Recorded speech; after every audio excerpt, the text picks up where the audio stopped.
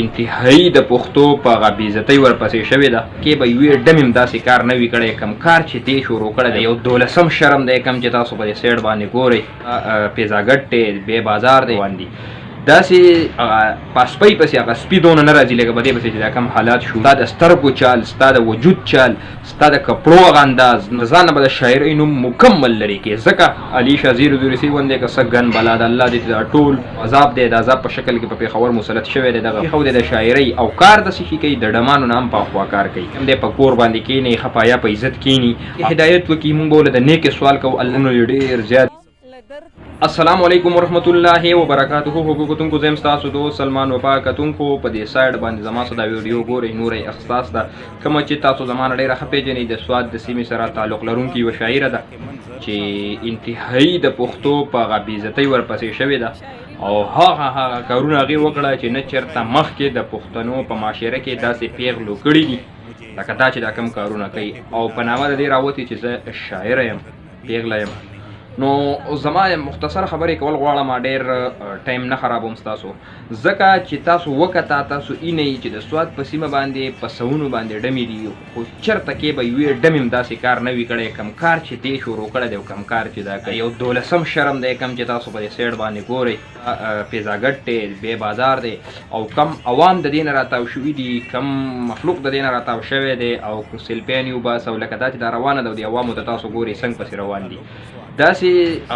پاسپۍ پسې هغه سپي دونه نه راځي لکه په دې پسې چې دا کوم حالات شروع دي د دې او دا زما مینهوال دي او ستا په مینهوالو دې ورسره شړپ را پرېباسي څوک چې ستا سره مینه کوي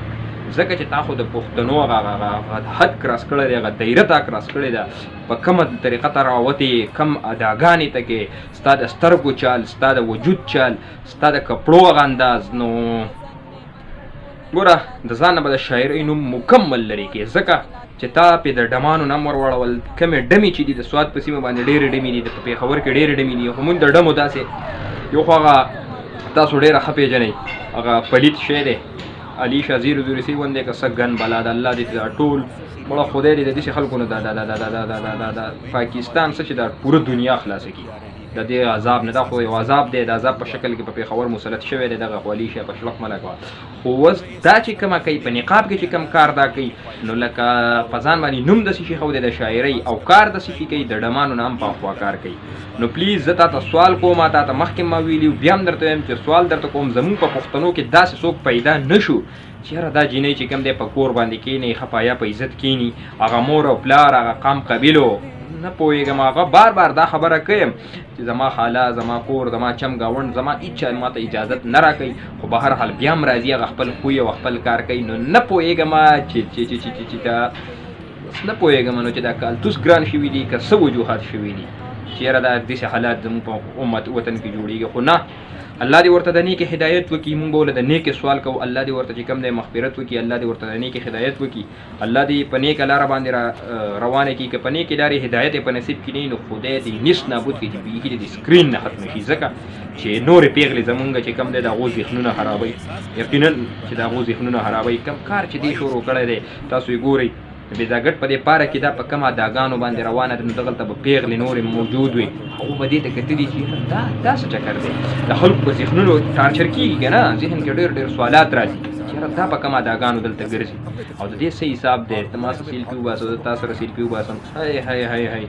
نو چل خبرې مې ستاسو په خدمت کې عرض کړې خو ستاسو نه هیله لرم چې دا ویډیو مخې ته شیر کړئ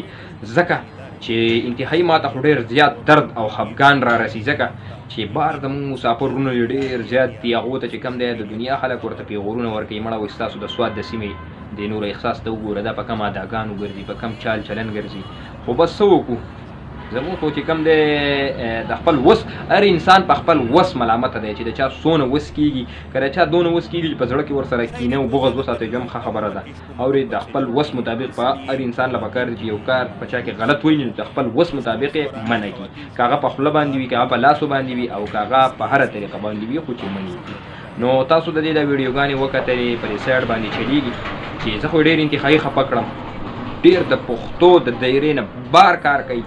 په پښتو په معاشره کې د پښتو په کلچر کې چا داسې کار نه دی کړی لکه دا چې دا کوم کار کوي نو تاسو که راسره پکې اتفاق کوئ نو ضرور په کمنټس کې ماته جواب راکړئ د الله پام